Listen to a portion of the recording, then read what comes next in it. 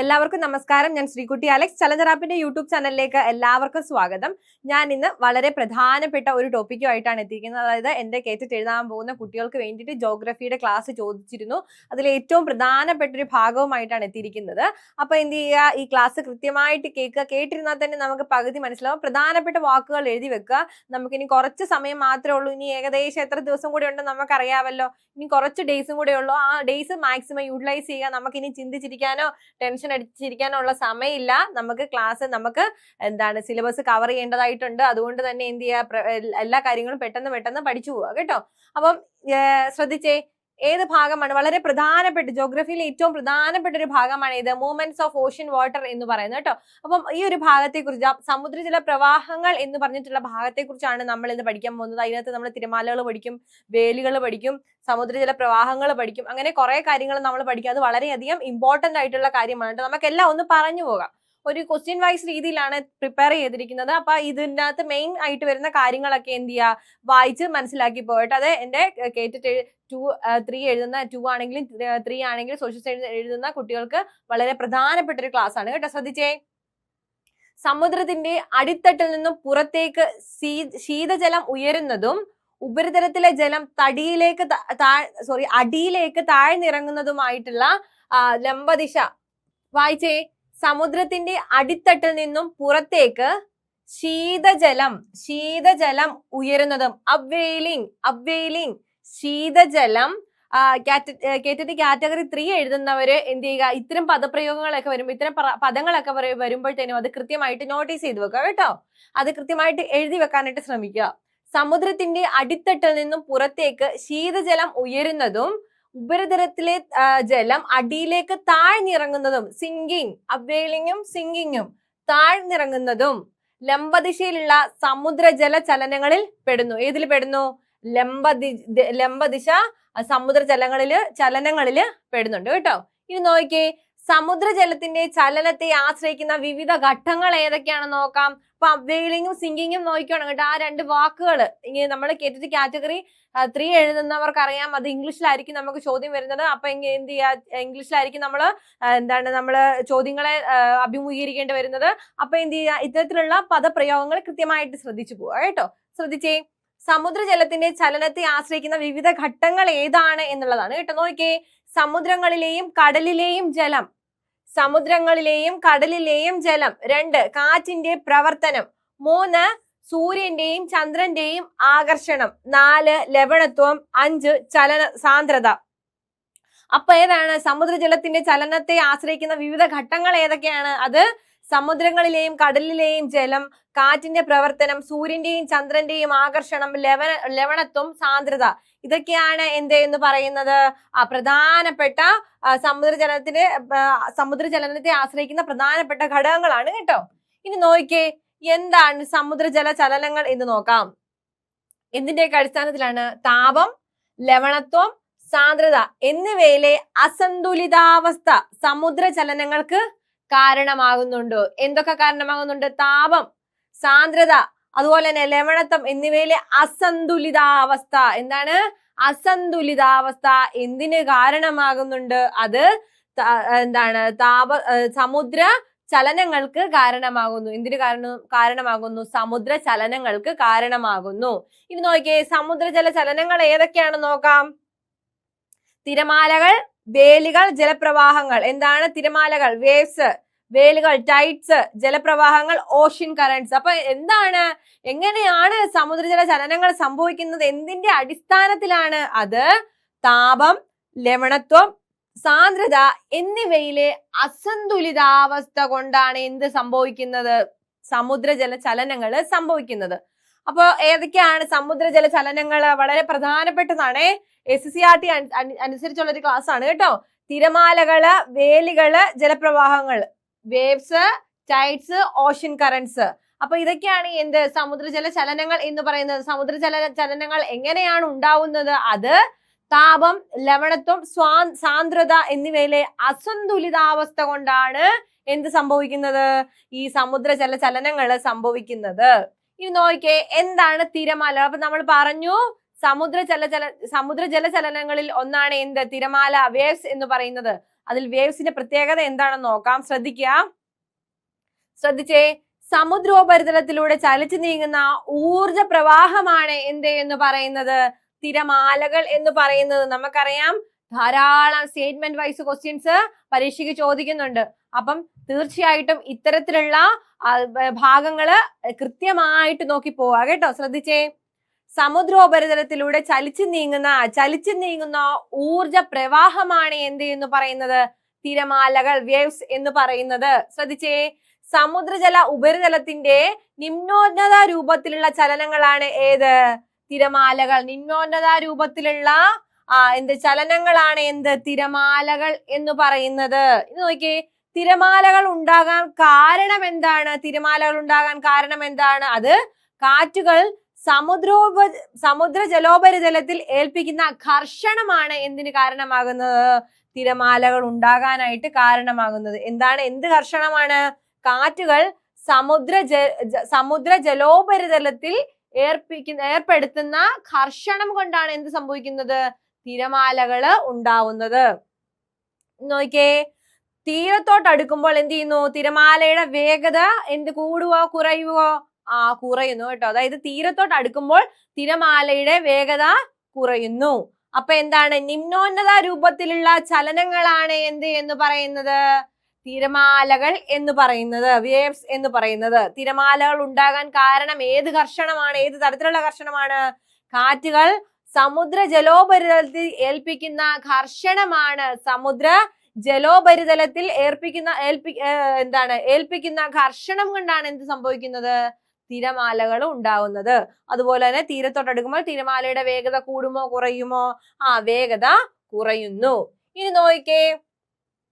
കാറ്റിൽ നിന്നും ഊർജം ഉൾക്കൊണ്ട് സമുദ്രത്തിലൂടെ ചലിക്കുന്ന തിരകൾ തീരപ്രദേശത്ത് എത്തുമ്പോൾ ഊർജം എന്ത് ചെയ്യുന്നു? ഊർജം മോചിപ്പിക്കുന്നു. കാറ്റിൽ നിന്നും ഊർജം ഉൾക്കൊണ്ട് സമുദ്രത്തിലൂടെ ചലിക്കുന്ന തിരകൾ തീരപ്രദേശത്ത് എത്തുമ്പോൾ ഊർജം മോചിക്കുന്നു. ചലനാത്മകമായ ജലത്തിനും കടൽത്തറയ്ക്കും ഇടയിൽ ഘർഷണം ഉണ്ടാകുന്നതിനാലാണ് തീരത്തോട്ടടുക്കുമ്പോൾ എന്ത് സംഭവിക്കുന്നത്? തിരമാലയുടെ വേഗത കുറയുന്നത്. നമ്മൾ പറഞ്ഞു തീരത്തോട്ടടുക്കുമ്പോൾ തിരമാലയ്ക്ക് വേഗത കുറയുന്നു. എന്തുകൊണ്ടാണ് കുറയുന്നത്? അതായത് ചലനാത്മകമായിട്ടുള്ള ജലത്തിനും കടൽത്തറയ്ക്കും ഇടയിൽ ഘർഷണം ഉണ്ടാകുന്നുണ്ട്. അതിനാലാണ് എന്ത് ചെയ്യുന്നത്? തീരത്തോടടുക്കുമ്പോൾ തിരമാലയ്ക്ക് എന്ത് സംഭവിക്കുന്നത്? തിരമാലയുടെ വേഗത കുറയുന്നത്. വളരെ പ്രധാനപ്പെട്ട പോയിന്റ്സ് ആണ് കേട്ടോ. നോക്കിക്കേ. ഒരു തിരയുടെ ആകൃതിയുടെയും വലിപ്പത്തിന്റെയും അടിസ്ഥാനത്തിൽ അതിന്റെ ഉത്ഭവത്തെ പറ്റി മനസ്സിലാക്കാനായിട്ട് സാധിക്കും. ഒരു തിരമാലയുടെ ഉത്ഭവത്തെ പറ്റി നമുക്ക് ഒരു തിരയുടെ എന്തൊക്കെ കാണുമ്പോഴാണ്? അതായത് തിരയുടെ ആകൃതി അതുപോലെ തന്നെ വലിപ്പത്തിന്റെയും അടിസ്ഥാനത്തിൽ എന്ത് ചെയ്യാൻ സാധിക്കും? അതിന്റെ ഉത്ഭവത്തെ പറ്റി മനസ്സിലാക്കാനായിട്ട് സാധിക്കും. ഇനി നോക്കിയേ. ഉയരം കൂടിയ തിരമാലകൾ പ്രാദേശിക കാറ്റുകളിൽ നിന്നും രൂപം കൊണ്ടവയാണ്. ഉയരം കൂടി വരുന്ന തിരമാലകൾ എന്തിന്റെ അടിസ്ഥാനത്തിലാണ്? അത് പ്രാദേശിക കാറ്റുകളിൽ നിന്നും രൂപം കൊണ്ടവയാണ്. ഇനി നോക്കിയേ. സാവധാനത്തിലും സ്ഥിര സ്വഭാവത്തിലും കാണുന്ന തിരകൾ വിദൂര സ്ഥലങ്ങളിൽ രൂപപ്പെട്ടവയായിരിക്കാം.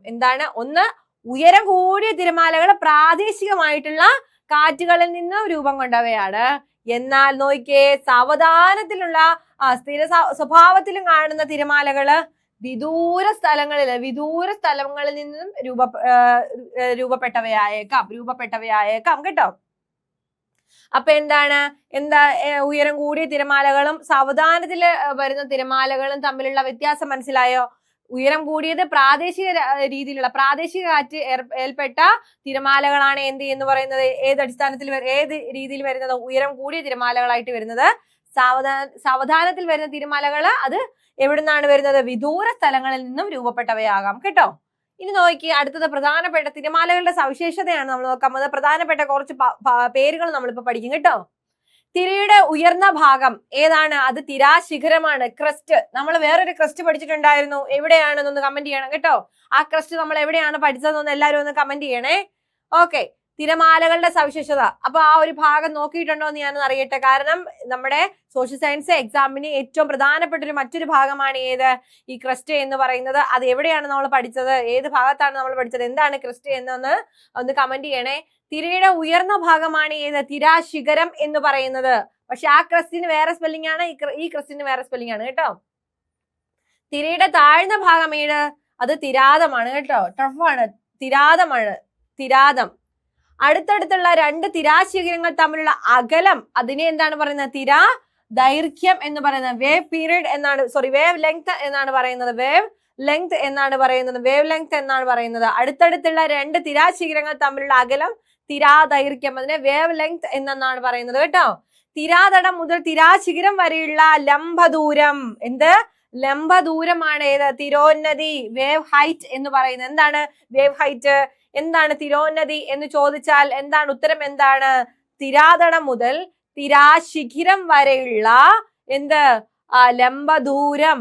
ലംബദൂരമാണ് ഏത്, തിരോന്നതി, വേവ് ഹൈറ്റ് എന്ന് പറയുന്നത്. ഇനി നോക്കിയേ, തിരോന്നതിയുടെ നേർപകുതി, അതുപോലെ തിര ആയതി ഏതാണ്, തിര ആയതി വേവ് ആംപ്ലിറ്റ്യൂഡ് ആണ് കേട്ടോ. വേവ് ആംപ്ലിറ്റ്യൂഡ്, തിര ആയതി, തിരോന്നതിയുടെ നേർപകുതി തിര ആയതി, വേവ് ആംപ്ലിറ്റ്യൂഡ് ആണ് കേട്ടോ, ആയതി. ഇനി നോക്കിയേ, അടുത്ത് നോക്കാം. സമീപസ്ഥലങ്ങളായ രണ്ട് തിരാശിഖിരങ്ങളോ തിരാതടങ്ങളോ ഒരു നിശ്ചിത സ്ഥാനം പിന്നിടാൻ എടുക്കുന്ന സമയമാണ് ഏത്, തിരാകാലം, അതായത് വേവ് പീരീഡ് എന്ന് പറയുന്നത്. എന്താണ്, സമീപസ്ഥലങ്ങളായ എന്താണ് രണ്ട് തിരാശിഖിരങ്ങളോ തിരാതടങ്ങളോ ഒരു നിശ്ചിത സ്ഥാനം പിന്നിടാൻ എടുക്കുന്ന സമയമാണ് ഏത് എന്ന് പറയുന്നത്, ഈ തിരാകാലം എന്ന് പറയുന്നത്. എന്താണ് തിരാകാലം എന്ന് ചോദിച്ചാല് സ്റ്റേറ്റ്മെന്റ് വൈസ് ക്വസ്റ്റ്യൻസ് ധാരാളം വരുന്നത്. എപ്പോഴും ആവർത്തിച്ച് പറയുന്നതാണ്. ഇങ്ങനത്തെ ഭാഗങ്ങൾ വരുമ്പോൾ വിട്ടുകളയരുത്. കാരണം നമുക്ക് എവിടെ നിന്നൊക്കെയാണ് ചോദ്യം വരുന്നത് നമുക്കൊരു ഐഡിയ ഇല്ല. വളരെ നമുക്ക് വളരെ കൺഫ്യൂസിങ് ആയിട്ടുള്ളതും വളരെ സ്റ്റാൻഡേർഡ് ആയിട്ടുള്ള രീതിയിലാണ് നമുക്ക് ക്വസ്റ്റ്യൻസ് വരുന്നത് അല്ലെ. വളരെ നല്ല രീതിയിലുള്ള സ്റ്റാൻഡേർഡ് ആയിട്ടുള്ള ക്വസ്റ്റ്യൻസ് ആണ് നമുക്ക് വന്നുകൊണ്ടിരിക്കുന്നത്. അപ്പൊ എന്ത് ചെയ്യുക, ഇത്തരത്തിലുള്ള ഭാഗങ്ങൾ ഒട്ടും വിട്ടുകളയാതിരിക്കുക. ഇന്ന് നോക്കിയേ, ഒരു തിരജലത്തിലൂടെ സഞ്ചരിക്കുന്ന വേഗതയാണ് ഏത്, വേവ് സ്പീഡ് അഥവാ തിരാവേഗം എന്ന് പറയുന്നത്. നോക്കിയേ, നോട്ട്സ്, KNOTS, നോട്ട്സ് എന്ന യൂണിറ്റിലാണ് തിരാവേഗം രേഖപ്പെടുത്തുന്നത്. തിരാവേഗം രേഖപ്പെടുത്തുന്നത് നോട്ട്സ് എന്ന എന്തിലാണ്, യൂണിറ്റിലാണ് തിരാവേഗം രേഖപ്പെടുത്തുന്നത്. നോട്ട്സ് എന്ന യൂണിറ്റിലാണ് തിരാവേഗം രേഖപ്പെടുത്തുന്നത് കേട്ടോ. അപ്പൊ എന്താണ് തിരോന്നതി, എന്താണ് തിരാതം, എന്താണ് തിരാശിഖരങ്ങൾ, തിരാദൈർഘ്യം, തിരോന്നതി, തിരാ ആയതി, അതുപോലെ തന്നെ തിരാദൈർഘ്യം, പിന്നെന്താണ് തിരാകാലം, അതുപോലെ തന്നെ തിരാവേഗം. ഇതെല്ലാം പഠിച്ചു വെക്കുക കേട്ടോ. എന്താണ് തിരോന്നതി, തിരാദൈർഘ്യം, തിരാവേഗം, തിരാകാലം, തിരാ ആയതി, തിരാതം. എത്ര കാര്യങ്ങളാ പഠിക്കാനുള്ളത് നമുക്ക്. ഇങ്ങനെ എഴുതാൻ പറ്റുമോ? പെട്ടെന്ന് പഠിക്കുക. നമുക്ക് എക്സാം ഇനി വന്നു. ഇനി എത്ര ദിവസം കൂടെ ഉണ്ട് എക്സാമിന്. അപ്പൊ ഇനിയും ടെൻഷൻ അടിച്ചിരുന്നിട്ടൊന്നും ഒരു കാര്യമില്ല. പരീക്ഷ എഴുതുക. നമുക്ക് ഉള്ള ഗുണം എന്ന് പറഞ്ഞാൽ നമുക്ക് നെഗറ്റീവ് മാർക്ക് ഇല്ല എന്നുള്ളതാണ് നമുക്ക് ഉള്ള ഗുണം. എന്ന് പറഞ്ഞിട്ട് അറിയാത്തതെല്ലാം കാര്യങ്ങ് കറപ്പിച്ച് വെക്കരുത്. നമുക്ക് അറിയാവുന്നതായിട്ടുള്ളത് കൃത്യമായിട്ട് പഠിച്ചു വെച്ച് പോവുക കേട്ടോ. നമുക്കൊരു നെഗറ്റീവ് മാർക്ക് ഇല്ല എന്നുള്ളൊരു ഓപ്ഷൻ ഉള്ളത് കൊണ്ട് നമ്മൾ എല്ലാം ഒന്ന് കറുപ്പിക്കാമെന്നും കരുതി പോവരുത്. കാരണം നമുക്ക് നല്ല സമയം എടുക്കും പരീക്ഷ എഴുതാൻ വേണ്ടിയിട്ട്. നല്ല സമയം നമുക്ക് ഒന്നാമത് നമ്മൾ പരീക്ഷാ കാലം കയറുമ്പോഴത്തേക്ക് നമുക്ക് ഇല്ലാത്തൊരു ഹൈപ്പർ ടെൻഷൻ നമുക്ക് ഉണ്ടാവുകയും ചെയ്യും. അപ്പൊ എന്ത് ചെയ്യുക, നമുക്ക് അറിയാവുന്നത് നമുക്ക് മനസ്സിരുത്തി ടെൻഷനൊക്കെ കുറച്ച് നമ്മൾ എന്ത് ചെയ്യുക, വളരെ സാവധാനം ക്വസ്റ്റ്യനൊക്കെ വായിച്ച് നല്ല രീതിയിൽ എന്ത് ചെയ്യുക, ക്വസ്റ്റ്യനെ അപ്രോച്ച് ചെയ്യുക കേട്ടോ. അതായത് നമ്മൾ എക്സാമിനെ നോക്കി കാണുക. അല്ലാതെ നമ്മൾ ഒത്തിരി എല്ലാം ഒന്നും നമുക്ക് നെഗറ്റീവ് മാർക്ക് അല്ലേ, നമുക്ക് എല്ലാം അങ്ങ് ചെയ്ത് വെച്ചേക്കാന്നുള്ള ആ ഒരു ചിന്താഗതി ഒന്നും നമുക്ക് വേണ്ട. നമുക്ക് അറിയാവുന്നത് കൃത്യമായിട്ട് എന്ത് ചെയ്യുക, നമ്മള് നോക്കി പോവാ, നമ്മൾ കറപ്പിക്കുക കേട്ടോ. അപ്പൊ എന്ത് ചെയ്യുക, നല്ല രീതിക്ക് പഠിച്ചു പോവുക. ഇനി എത്ര കുറച്ച് ദിവസം കൂടെ ഉള്ളൂ, നമുക്ക് ഇനി സമയമില്ല. നാളെ പഠിക്കാന്ന് വെച്ചിട്ട് അവസാനത്തേക്ക് വരുമ്പോഴത്തേനും നമുക്ക് സിലബസ് എല്ലാം നമുക്ക് കവർ ചെയ്യണം. കുറച്ച് സമയം നമുക്ക് ബാക്കിയുള്ളൂ. അതുകൊണ്ട് എന്ത് ചെയ്യുക, ഇനിയിപ്പം നമുക്ക് നോ ടെൻഷൻ. ഇനിയിപ്പോ എന്താണ്, നമ്മൾ എക്സാം എഴുതണം. ഇനിയിപ്പോ എക്സാം വരെ നമുക്ക് ഇനി കുറച്ച് ദിവസമേ ഉള്ളൂ. മാക്സിമം യൂട്ടിലൈസ് ചെയ്യുക എന്നുള്ളതേ ഉള്ളൂ കേട്ടോ. അപ്പൊ എന്ത് ചെയ്യുക, പേടിക്കണ്ട. എല്ലാവർക്കും കേറ്റിട്ട് കിട്ടും കേട്ടോ. ഫസ്റ്റ് അറ്റംപ്റ്റിൽ തന്നെ എല്ലാവർക്കും കേറ്റിട്ട് കിട്ടും. ഇനി നോക്കിയേ, ഒരു സെക്കൻഡ് സമയത്തിൽ ഒരു നിശ്ചിത സ്ഥാനം കടന്നു പോകുന്ന തിരകളുടെ എണ്ണമാണ് ഏത്? തിര ആവൃത്തി എന്ന് പറയുന്നത്. ഇതൊക്കെ നോക്കിയാണെങ്കിൽ കേട്ടോ, എന്താ നമ്മൾ എത്രയും നോക്കി, തിരോന്നതി നോക്കി, തിരാദൈർഘ്യം നോക്കി, തിരാതം നോക്കി, അതുപോലെ തന്നെ തിരാവേഗം നോക്കി, അങ്ങനെ എത്ര വേവ് ലെങ്ത് നോക്കി, എല്ലാം നമ്മൾ നോക്കി. അല്ല കുറെ എന്താണ് തിരയുമായിട്ട് ബന്ധപ്പെട്ടുള്ള സവിശേഷതകൾ, പ്രധാനപ്പെട്ട പേരുകൾ നമ്മൾ നോക്കിക്കൊണ്ടിരിക്കുകയാണ്. അത് പെട്ടെന്ന് ഒരു പേപ്പറിലോട്ട് കൃത്യമായിട്ട് ഒന്ന് എഴുതി ഒന്ന് നോക്കണേ. കാരണം നമുക്കറിയില്ല നമുക്ക് എവിടെ നിന്നൊക്കെയാണ് ചോദ്യം വരുന്നത് നമുക്ക് ഒരിക്കലും പറയാൻ സാധിക്കത്തില്ല. അപ്പം സിലബസ് ഇങ്ങനെ കിടക്കുമല്ലേ, അപ്പൊ ഇങ്ങനത്തെ കാര്യങ്ങളൊക്കെ വരുമ്പോൾ കൃത്യമായിട്ട് എഴുതി വെക്കണം കേട്ടോ. നോക്കിയേ, തരംഗം ഒരു നിശ്ചിത നിരീക്ഷണ ബിന്ദുവിനെ കടന്നു പോകാൻ എടുക്കുന്ന സമയത്തെ, അതായത് തരംഗം എന്ത് ചെയ്യുക, തരംഗം ഒരു നിശ്ചിത നിരീക്ഷണ ബിന്ദുവിനെ കടന്നു പോകാൻ എടുക്കുന്ന സമയത്തെ വിളിക്കുന്ന പേരാണ് എന്ന് പറയുന്നത്? തരംഗ കാലയളവ്, വേവ് പീരീഡ് എന്ന് പറയുന്നത് കേട്ടോ. എന്താണ് തരംഗ കാലയളവ്? തരംഗം ഒരു നിശ്ചിത നിരീക്ഷണ ബിന്ദുവിനെ കടന്നു പോകാൻ എടുക്കുന്ന സമയത്തെ വിളിക്കുന്ന പേരാണ് എന്ത്? തരംഗ കാലയളവ് എന്ന് പറയുന്നത് കേട്ടോ. തരംഗ കാലയളവ് എന്ന് പറയുന്നത്. അതുപോലെ നമുക്ക് തരംഗ കാലമുണ്ട്. സമീപ സ്ഥലങ്ങളിൽ രണ്ട് തടങ്ങളോ ഒരു നിശ്ചിത സ്ഥാനം പിന്നിടാൻ എടുക്കുന്ന സമയമാണ് തിരാകാലം കേട്ടോ. നോക്കിയേ, തിരകളുടെ പ്രവർത്തനത്തിന്റെ താഴ്ന്ന പരിധിയാണ് എന്ത്? തരംഗപാദം എന്ന് പറയുന്നത്. വേവ് ബേസ് എന്ന് പറയുന്നത്. വേവ് ബേസ്, തരംഗപാദം എന്താണ്? വേവ് ബേസ് എന്ന് പറയും. വേവ് ബേസ്, തരംഗപാദം, വേവ് ബേസ് എന്ന് പറയും. എന്ത്? തിരകളുടെ പ്രവർത്തനത്തിന്റെ താഴ്ന്ന പരിധിയാണ് എന്ത്? തരംഗപാദം, വേവ് ബേസ് എന്ന് പറയുന്നത്. ഇനി നോക്കിയേ, തിരകളുടെ വലിപ്പം കാറ്റ് ജലത്തിലേക്ക് കൈമാറുന്ന ഊർജത്തെ ആശ്രയിച്ചിരിക്കുന്നു. എന്താണ് തിരകളുടെ വലിപ്പം? എന്താ നമ്മൾ പറഞ്ഞു? പ്രാദേശികം എന്ന് പറഞ്ഞു, അതായത് സാവധാനത്തിൽ വരുന്ന തിരമാലകൾ പറഞ്ഞു. ഉയരം കൂടിയ തിരമാലകൾ പ്രാദേശിക കാറ്റിന്റെ അടിസ്ഥാനത്തിലാണ് ഉയരം കൂടിയത് ഉണ്ടാവുന്നത് അല്ലെ. സാവധാനത്തിൽ വരുന്നതോ അത് വിദൂര ദിശയിൽ നിന്ന് വരുന്നതായതുകൊണ്ടാണ് അത് സാവധാനത്തിൽ വരുന്നത്. നോക്കിയേ, അത് തന്നെയാണ് ഇവിടെ. തിരമാലകളുടെ വലിപ്പം എന്തിനെ ആശ്രയിച്ചിരിക്കുന്നു? കാറ്റ് ജലത്തിലേക്ക് കൈമാറുന്ന ഊർജത്തെ ആശ്രയിച്ചിരിക്കുന്നു. എന്ത്? തിരമാലകളുടെ വലിപ്പം എന്ന് പറയുന്നത് കേട്ടോ. നോക്കിയേ, കാറ്റ് സഞ്ചരിക്കുന്ന ദൂരത്തെ വിളിക്കുന്നത് ഫെച്ച് എന്നാണ് കേട്ടോ. ഫെച്ച് എന്നാണ്. കാറ്റ് സഞ്ചരിക്കുന്ന ദൂരത്തെ വിളിക്കുന്നത് ഫെച്ച് എന്നാണ്. FETCH, ഫെച്ച് എന്നാണ് കാറ്റ് സഞ്ചരിക്കുന്ന ദൂരത്തെ വിളിക്കുന്നത്. അതുപോലെ തന്നെ തീരദേശ അപരദനം, ജലപ്രവാഹങ്ങൾ എന്നിവയ്ക്കുമേൽ തിരകളുടെ സ്വാധീനം വളരെ വലുതാണ് കേട്ടോ. അതായത് തീരദേശ അപരദനം, ജലപ്രവാഹങ്ങൾ എന്നിവയ്ക്കുമേൽ തിരകളുടെ സ്വാധീനം എന്താണ്? വളരെ വലുതാണ്. ഇനി നോക്കിയേ, ദീർഘദൂരം സഞ്ചരിക്കുന്ന തിരകളെ വിളിക്കുന്നത് എന്താണ്? സ്വെൽസ് എന്നാണ്. സ്വെൽസ്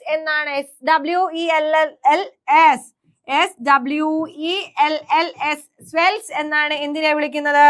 ദീർഘദൂരം സഞ്ചരിക്കുന്ന തിരകളെ വിളിക്കുന്നതാണ് എന്ത്? സ്വെൽസ് എന്ന് കേട്ടോ. സ്വെൽസ് എന്നാണ് ദീർഘദൂരം സഞ്ചരിക്കുന്ന തിരകളെ വിളിക്കുന്നത്. ഇനി നോക്കിയേ, വളരെ പ്രധാനപ്പെട്ടത് എന്താണ്? സാൻഡ് ബാസ് എന്ന് നോക്കാം. കരയിൽ നിന്നും കടലിലേക്കും മറിച്ചും നീക്കം ചെയ്യപ്പെടുന്ന, അതായത് കരയിൽ നിന്ന് കടലിലേക്കും കടലിൽ നിന്ന് കരയിലേക്കും നീക്കം ചെയ്യപ്പെടുന്ന മണൽ അന്യോന്യം തടയപ്പെട്ട് തീരങ്ങളിൽ എന്തുണ്ടാകുന്നു? ഒരു രൂപം ഉണ്ടാകുന്നു. ആ രൂപത്തെയാണ് മണൽ ഭിത്തികൾ, സാൻഡ് ബാർസ് എന്ന് പറയുന്നത്. എന്താണ്? കരയിൽ നിന്ന് കടലിലേക്കും മറിച്ചും നീക്കം ചെയ്യപ്പെടുന്ന മണൽ അന്യോന്യം തടയപ്പെട്ട് തീരങ്ങളിൽ ഉണ്ടാകുന്ന രൂപമാണ് എന്ത്? മണൽ ഭിത്തികൾ അഥവാ സാൻഡ് ബാർസ് എന്ന് പറയുന്നത്. ഇനി നോക്കിയേ, കടലാക്രമണത്തെ പ്രതിരോധിക്കാനും പ്രകൃതി തന്നെ സൃഷ്ടിക്കുന്ന ഒരു മാർഗമാണ്, ഒരു രൂപമാണ് എന്ത്? ഈ മണൽ ഭിത്തികൾ എന്ന് പറയുന്നത്. എന്താണ്? കടലാക്രമണത്തെ പ്രതിരോധിക്കാൻ വേണ്ടിയിട്ട് പ്രകൃതി തന്നെ സൃഷ്ടിക്കുന്ന ഒരു മാർഗമാണ് എന്ത്? ഈ മണൽ ഭിത്തികൾ എന്ന് പറയുന്നത്. അപ്പൊ നമ്മൾ ഇന്ന് എന്താണ് നോക്കിയത്? വളരെ പ്രധാനപ്പെട്ട ജോഗ്രഫിയിൽ ഏറ്റവും വളരെ പ്രധാനപ്പെട്ടിട്ടുള്ള എന്താണ് ഓഷ്യൻ സമുദ്രജല പ്രവാഹങ്ങൾ എന്ന് പറഞ്ഞിട്ടുള്ള ഭാഗങ്ങളാണ്. അതില് സമുദ്രജല പ്രവാഹങ്ങൾ ഏതൊക്കെയാണ്? തിരമാലകള്, വേലികള്, ജലപ്രവാഹങ്ങളൊക്കെയാണ് അല്ലെ. എന്താണ് സമുദ്രജല പ്രവാഹങ്ങൾ എന്ന് പറയുന്നത്. അതില് തിരമാലകൾ മാത്രമാണ് നമ്മൾ നോക്കിയിട്ടുള്ളത്. തിരമാലകൾ മാത്രം. ഇനി വേലി നോക്കാനുണ്ട്, ജലപ്രവാഹങ്ങൾ നോക്കാനുണ്ട്. തിരമാലകൾ പോലെ തന്നെ പ്രധാനപ്പെട്ടതാണ് എന്ത് വേലികൾ എന്ന് പറയുന്നത്. വേലിയേറ്റവും വേലിയിറക്കവും ഒക്കെ ഏതാണ് ജോഗ്രഫിയിൽ, അതായത് നമ്മുടെ സോഷ്യൽ സയൻസ് എക്സാമിന്, ഗേറ്റഡ് എക്സാമിന് വളരെ പ്രധാനപ്പെട്ട ഭാഗങ്ങളാണ് കേട്ടോ. അപ്പം ആ ക്ലാസ്സുമായിട്ട് ഞാൻ ഉടനെ വരുന്നതായിരിക്കും. അപ്പം ഇത്തരം ക്ലാസ്സുകൾ വേണ്ടവർ എന്ത് ചെയ്യും, ഏതൊക്കെ ക്ലാസ്സുകളാണ് നിങ്ങൾക്ക് വേണ്ടത്, കൃത്യമായിട്ട് ഏതാണ് ടഫസ്റ്റ് പോർഷൻസ് ഏതെങ്കിലും ഉണ്ടെങ്കിൽ നിങ്ങൾ കമന്റിലൂടെ ചോദിക്കട്ടെ, എല്ലാം കമന്റിലൂടെ ചോദിക്കുക. അപ്പൊ എന്ത് ചെയ്യാം, അടുത്ത പ്രാവശ്യം വരുമ്പോഴത്തേനും ആ ഒരു ക്ലാസ്സിന് വേണ്ടിയിട്ട് പ്രിപ്പയർ ആയിട്ട് വരാൻ പറ്റും. കാരണം നമുക്കിനി കുറച്ച് ദിവസം കൂടെ മാത്രമേ ബാക്കിയുള്ളൂ. അപ്പം പെട്ടെന്ന് തന്നെ ക്ലാസ് കാണുക. ക്ലാസ് കണ്ടിട്ട് എന്ത് ചെയ്യുക, നിങ്ങൾക്ക് കമന്റ്സ് ഒക്കെ സജഷൻസ് ഒക്കെ ഉണ്ടെങ്കിൽ നിങ്ങൾക്ക് ഷെയർ ചെയ്യാവുന്നതാണ് കേട്ടോ, കമന്റിലൂടെ ഷെയർ ചെയ്യുന്നതാണ് കേട്ടോ. അപ്പം എല്ലാവർക്കും എന്ത് ചെയ്യുക, കേട്ടിട്ട് കിട്ടട്ടെ എന്ന് പ്രാർത്ഥിച്ചുകൊണ്ട് ഇതുപോലെയുള്ള ക്ലാസ്സുകളുമായിട്ട് ഞാൻ ഇനിയും വരുന്നതായിരിക്കും. അപ്പൊ ഇത്തരം ക്ലാസ്സുകൾ നിങ്ങൾക്ക് കൃത്യമായിട്ട് ലഭിക്കുന്നതിന് വേണ്ടിയിട്ട് ചലഞ്ചർ ആപ്പിന്റെ യൂട്യൂബ് ചാനൽ നിങ്ങൾ സബ്സ്ക്രൈബ് ചെയ്യുക, ടെലഗ്രാം പേജ് ഫോളോ ചെയ്യുക, ഇൻസ്റ്റഗ്രാം പേജ് ഫോളോ ചെയ്യുക. നമ്മുടെ കോഴ്സ് കൃത്യമായിട്ട് പർച്ചേസ് ചെയ്യാൻ ശ്രമിക്കുക. ഇനി നമുക്ക് അറിയാം ഒത്തിരി സമയം നമുക്കില്ല, ഇനി കുറച്ച് സമയമുള്ള നമ്മൾ കൂടുതൽ മോക്ക് എക്സാംസിലേക്ക് പോകാം. നമ്മുടെ ചലഞ്ചർ ആപ്പിന്റെ ചലഞ്ചർ ആപ്പ് കൃത്യമായിട്ടുള്ള മോക്സ് എക്സാംസ്, ധാരാളം മോക്സ് എക്സാംസ് കേറ്റിന് വേണ്ടിയിട്ട് സംഘടിപ്പിച്ചിട്ടുണ്ട്.